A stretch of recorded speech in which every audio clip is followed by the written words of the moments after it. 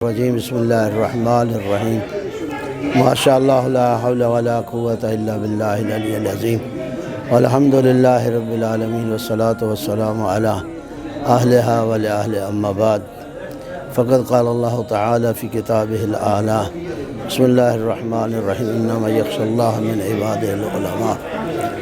آج بڑی خوشی کی بات ہے اس اعتبار سے کہ مجھے اس مادر دینی دانشگاہ میں آنے کا یہ اعزاز نصیب ہو رہا ہے، دارالہدیٰ، جو قبلہ سید العلماء استاد العلماء علامہ سید محمد یار نجفی صاحب قبلہ رحمۃ اللہ علیہ کی یادگار، اور آپ نے اس ادارے کی بنیاد رکھی اور آخری دم تک آپ نے اس ادارے میں تعلیم اور تدریس فرمائی۔ اگرچہ پاکستان کے بہت سے اداروں میں آپ نے تدریس فرمائی اور الحمدللہ دنیا بھر میں اور بالخصوص پاکستان کے اندر کوئی جگہ ایسی نہیں ہے جہاں آپ کے بالواسطہ یا بلا واسطہ شاگرد نہ ہو۔ آپ قوم پر آپ کا بہت بڑا احسان ہے۔ آپ نے اپنے خاندان کی جہاں تعمیر کی، تربیت کی، وہاں قوم اور ملت کی بھی تربیت کی۔ آپ کے اولاد میں بھی علماء، آپ کے پوتے پوتیاں اور نواسے بیٹے قبلہ حافظ حسین صاحب، حافظ حسنین صاحب، حافظ ثقلین صاحب، اپنی مثال آپ تھے۔ قبلہ صفدر حسین نجفی صاحب ثانی نہیں ہے ان کا کوئی۔ استاد العلماء قبلہ حضرت آیت اللہ حافظ سید ریاض حسین نجفی اس وقت دنیا تدریس میں پاکستان کے اندر مدارس میں آپ کی کوئی مثال نہیں ہے۔ بہت بڑی شخصیت قاضی نیاز صاحب آپ کے خاندان سے، قاضی فیاض صاحب آپ کے خاندان سے، الحمدللہ۔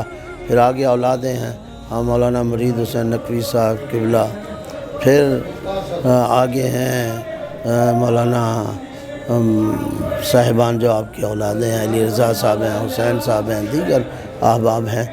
تو جہاں آپ نے اپنے خاندان کو سنوارا اور تعلیم اور تربیت دی، وہاں قوم کو میں سمجھتا ہوں کہ پاکستان دنیا میں جہاں جہاں اردو زبان ہے وہاں آپ کے اثرات موجود ہیں، آپ کے شاگرد ہیں یا شاگردوں کے شاگرد ہیں۔